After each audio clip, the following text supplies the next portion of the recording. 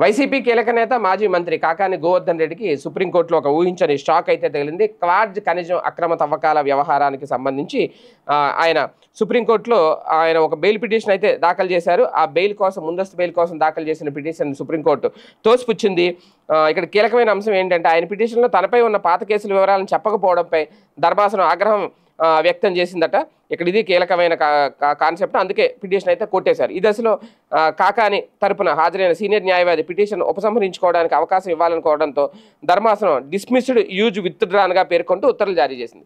ఈ కేసులో ముందస్తు బెయిల్ కోసం తాను దాఖలు చేసిన పిటిషన్లపై విచారణను 6 వారాలు వాయిదా వేస్తూ 2025 ఏప్రిల్ 21 మే 5వ తేదీన 21 మే 5వ తేదీల్లో ఏపీలో హైకోర్టు జారీ చేసిన ఉత్తర్వులు సవాల్ చేస్తూ ఆయన దాఖలు చేసిన పిటిషన్లపై ధర్మాసనం పరిశీలించి నోటీసులు జారీ చేయడానికి సిద్ధమవుతుండగా ఏపీ ప్రభుత్వం తరపున హాజరైన న్యాయవాది ప్రేరణా సింగ్ అభ్యంతరం తెలిపారు.